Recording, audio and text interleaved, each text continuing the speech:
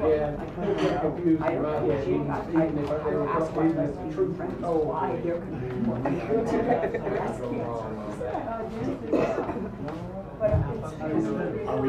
Are we in the frame? Let us know. Yeah, That's what I'm waiting for. actually, Yeah, I hope they say there's lots of cases of gynecomastia now, with boys and everything, and all the It works. It's really good. I mean, Besides that, I don't want to be rare, filmed because so. I'm doing some real personal stuff about work. Good to see you. So I won't be here. Huh? If you don't want to be filmed, you'll have to come over and push this button. Okay. And then push it again later. Okay. I'm okay. Not great. Well, I'm first. Am I first? If you're first, then don't worry about it. I'll cut the front off. Okay, so you ready? Yeah. Because my life revolved around going to work and taking care of. Ladies and gentlemen, hobos and ants, cross-eyed mosquitoes, and bow-legged ants. We are back again here at Sacred Grounds. I appreciate it if you take your seats and get ready. I'm going to do the pre-show announcements. I didn't know anything about his family life. That was Pre-show announcements. Thank you so much. Anyway, so I want to welcome you here. If you haven't been here, you're here now, so give yourself a round of applause for being here. A little more round of applause. We're going to place up the gods need their favors. A little wave. He brought pictures of my daughter. Yeah, we're already set. So, The blonde, yes. Fine Poetry and Good Food since 1972, the longest running open mic known in the known and unknown universe. Well, 37 years ago. Okay. Can we do this in a minute? All right. Let's see, where was it? Oh, yes. Cell phones. If you have a cell phone, now's the time to remember to say, oh gosh, I should turn that off right now. And so take care of that. And if you like the food we have here, we give a round of applause to Teddy and Fiona who are back there. They are our hosts. Without them, you wouldn't be here. You wouldn't be listening to me. You'd probably be at home having a better time. No, I'm only kidding. Poetry is forever. Remember that. So when you're on the stage and you're saying it, being it, speaking it, remember it is forever. You're being quoted by you. Cell phones, we took care of that. Lucille Langday is our feature. If you would kindly give her a applause. She gives the Queen's Wave. The Queen's Wave over there. A well-known Bay Area poet. I'll speak a little more on that before she comes up. So this will be a lot of fun. And now for the prizes. Let me get those.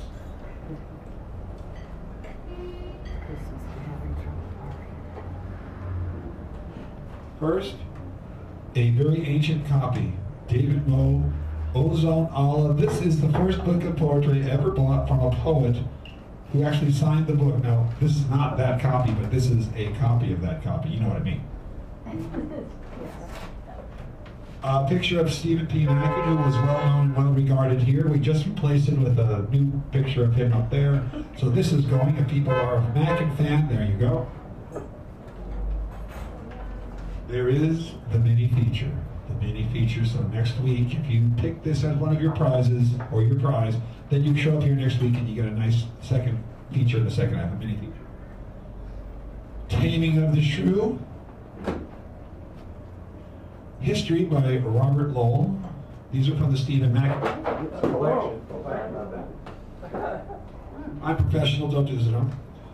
Another Robert Lowell, Lord Weary's Castle and the Mills of the Kavanaughs. I've not read these, but I've heard of the Mills of the Kavanaugh.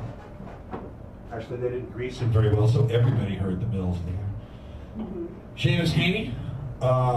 I was introduced to him by Stephen Mackin, and this is one of his books, and there are several poems in here, and it's even attributed to Mr. Mackin, so this is one of his favorite authors. So those are the prizes.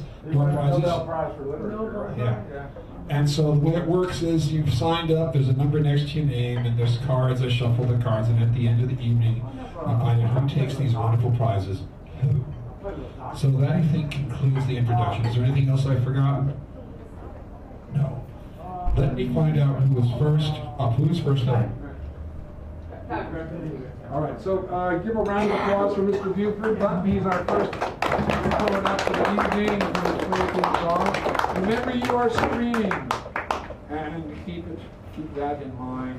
This is called Mr. Gill. In her heavy accent, the head teacher chides Mr. Gill. Mr. Gill frowns because the teacher says that he grumbles when she asks him to complete some task, while the rest of her aides, us, according to the teachers, complete the request without complaint. He folds his arms while sitting in his rolling chair during the half-hour or so staff meeting, his lips turning inward sadly, no teeth to stop the shape of his grumpiness. Mr. Gill battles cancer. Ms. C and I, as well as Ms. Z, are off the hook until maybe tomorrow, when our hopes too may sink into the depression that is today's workday task.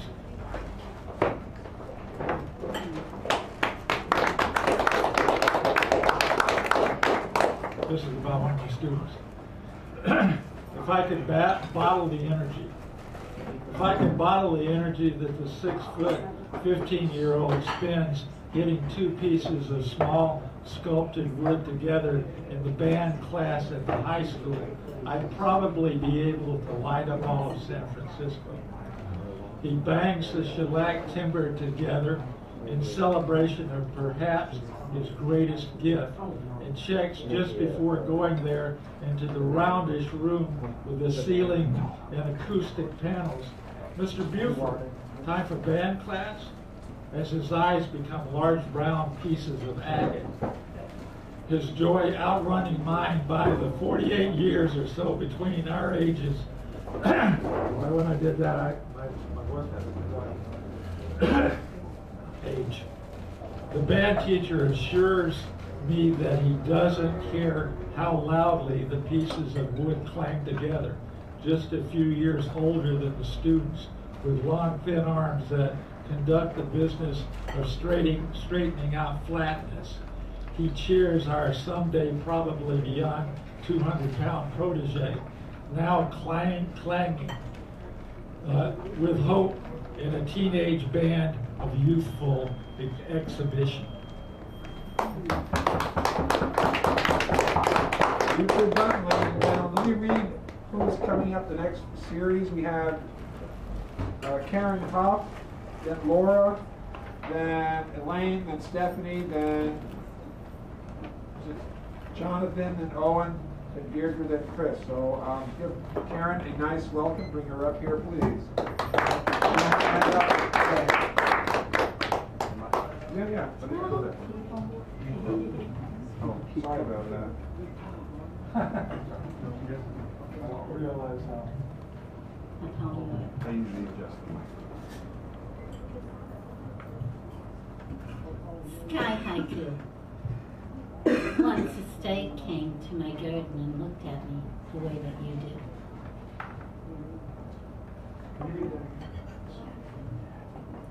Once a snake came to my garden and looked at me the way that you do.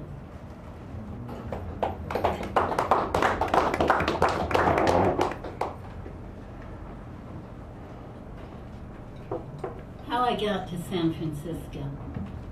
This is not a Cinderella story. I threw the hearth broom into the fire, told the powers that define my life to scrub their own damn floors very long ago in a faraway land not worth remembering. This is not a Cinderella story. No fairy godmother waved a willow wand or invited me to come to the ball. But she showed me how to tighten lower bolts on the coach suspension and how to harness the horses over a glass of Manischewitz and some chicken soup. Not everyone is lucky enough to have a Jewish fairy godmom. This is not a Cinderella story. When I lost my shoe, the prince said, "Hey babe, kick off the other one, let's dance in the rain." So I tossed my ball gun to my friend Steve, who wears that sort of thing better anyway. And me and Prince, we took an unattended brigantine that belonged to some scruffy pirate and headed for the Barbary Coast.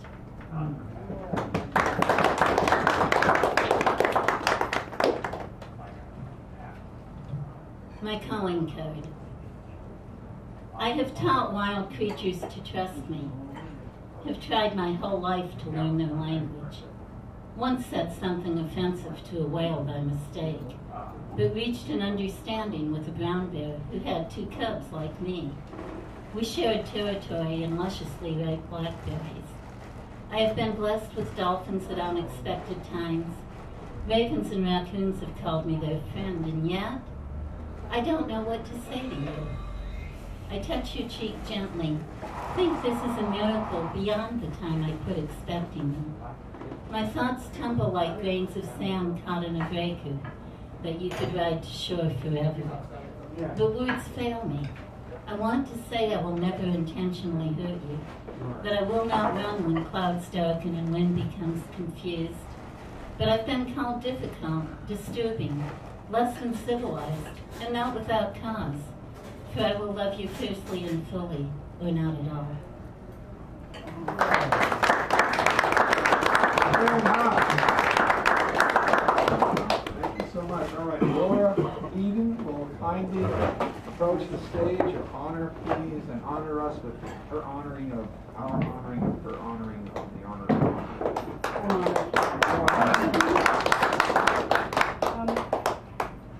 I have a couple of poems I'd like to read.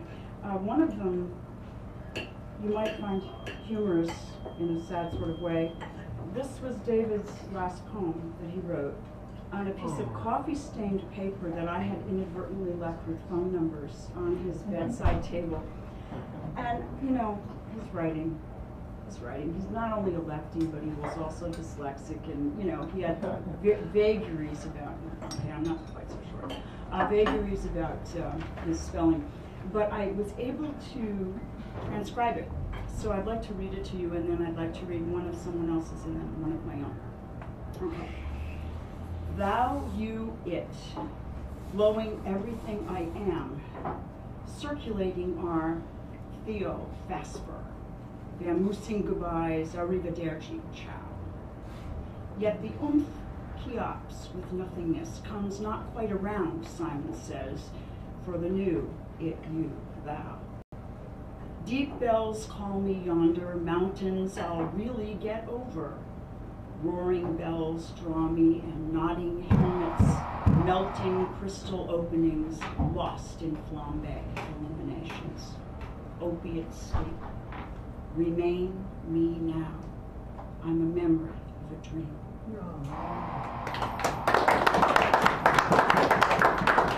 Right up to the end.